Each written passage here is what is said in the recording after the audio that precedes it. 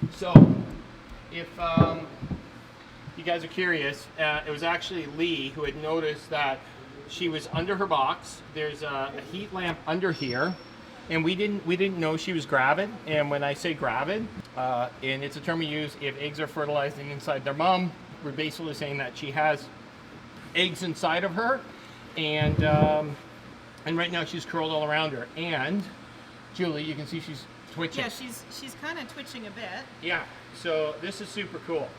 Snakes are ectotherms, and when I say it's an ectotherm, we're talking about they're cold-blooded, and it's the common term we use. It really doesn't make sense to say cold-blooded, warm-blooded, though, because, you know, when we say it's cold-blooded, you know, it doesn't mean their blood's cold. If she's bleeding, it's not that she's cold.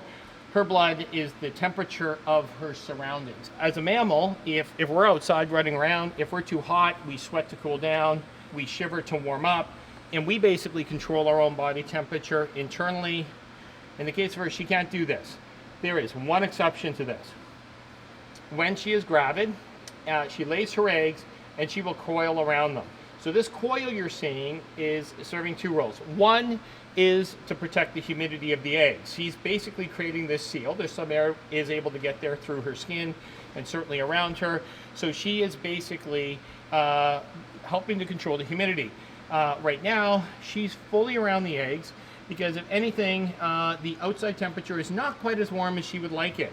And the twitching you're seeing is actually her raising her body temperature. So she will twitch if we watch her. And what she's doing is she's twitching, and she can feel a little bit of cooler air coming in from the outside. There she does it. And the twitching causes friction with her muscles and between her scales. If you're at home, stick your hands together, rub them together, just every so often go and just press them together, and you can feel the heat in your hands. So she's actually able to raise the temperature of her eggs about 7 degrees. So she can raise the temperature of eggs about 7 degrees. I can tell you that the temperature in here is maybe a degree or two lower than she'd like to have it, so she's not working too hard to do this. And it's better for us to keep her a little bit on the cool side than on the warm side. So she's a good snake, but she is a mom, and she is sitting on her eggs. So I'm just gonna see if I can't just, she's hissing just a little bit, but to show you guys, under here Wow.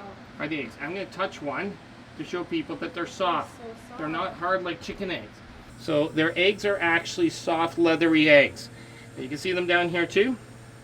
And I can tell by looking at the color of the eggs, these are all fertile eggs. And I would tell you that as much as we very much will often breed animals as part of their life cycle, an animal like this, you know, full grown, we're talking about a snake that, you know, depending on male or female and how they're cared for, you know, you're talking about a snake that can be 16, 18 feet long, so about 5 or 6 meters, easily well over 100 pounds, you know, really not something that, you know, people want to have in their living room. So there's some wonderful snakes that make great pets that get 4 or 5 feet long, you know, corn snakes, things like this.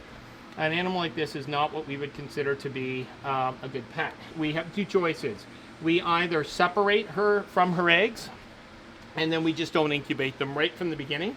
But I actually reached out to a couple of zoos in Canada, and there's not a lot of Burmese pythons around. So we actually have a few multiple locations in Canada that actually want us to have, would like us to incubate Burmese python eggs so they can get them. So this is going to be really exciting for us. It's going to take about 60 days, and she's going to sit with her eggs the whole time.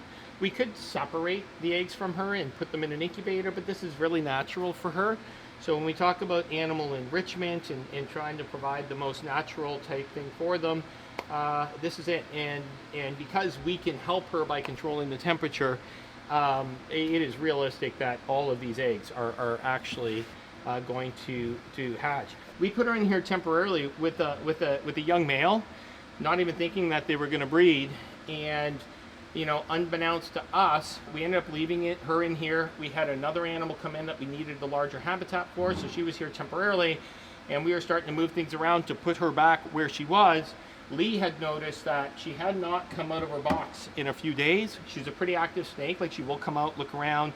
He tried to feed her once, put the food on the outside, didn't come out, and it was just a couple days ago, Lee, that you said to me, he goes, I'm sure she's on eggs, like she's not coming out at all.